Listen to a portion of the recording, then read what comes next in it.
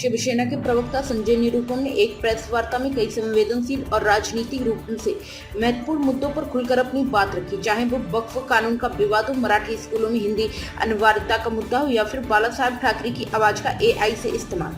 निरुपम ने वक्फ कानून पर सुप्रीम कोर्ट में चल रही सुनवाई से लेकर अपनी चिंता जताई। उन्होंने कहा कि कोर्ट का यह सवाल कि क्या मंदिर प्रबंधन में कोई गैर हिंदू हो सकता है। मंदिर और वक्फ बोर्ड की तुलना नहीं की जा सकती, क्योंकि वक्फ बोर्ड एक वैधानिक संस्था है जिसे सरकार बनाती है और उसे अनुदान भी देती है। उन्होंने यह भी जोड़ा कि मस्जिद प्रबंधन में किसी गैर मुस्लिम को शामिल करने की मांग नहीं की जाती, इसलिए मंदिर और वक्फ की तुलना करना अनुचित है।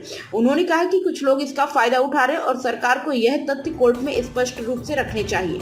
नई राष्ट्रीय शिक्षा नीति NEP 2020 में हिंदी को मराठी स्कूलों में कक्षा 1 से 5 तक अनिवार्य किए जाने के मुद्दे पर निरुपम ने कहा कि इससे मराठी की अनिवार्यता पर कोई असर नहीं पड़ेगा। बच्चों को मराठी, हिंदी और अंग्रेजी इन तीनों भाषाओं को सीखना ही चाहिए।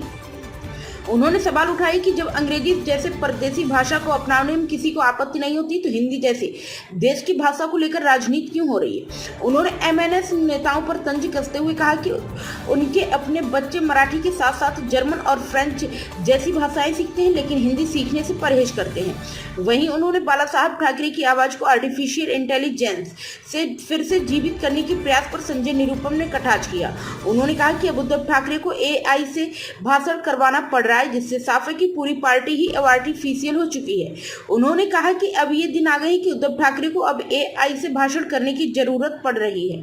निरुपम ने यह भी आरोप लगाया कि उद्धव ठाकरे की पार्टी अब बाला साहब के मूल विचारों से बहुत दूर जा चुकी है और यह गद्दारी है उनके आदर्शों के साथ। पश्चिम बंगाल के मुर्शिदाबाद में वक्फ कानून के चलते हुए कथित सांप्रदायिक तनाव का हवाला देते हुए उन्होंने कहा कि हिंदुओं को वहां मार दिया गया और पलायन करना पड़ा, लेकिन शिवसेना UBT ऐसे दंगाइयों का समर्थन कर रही है।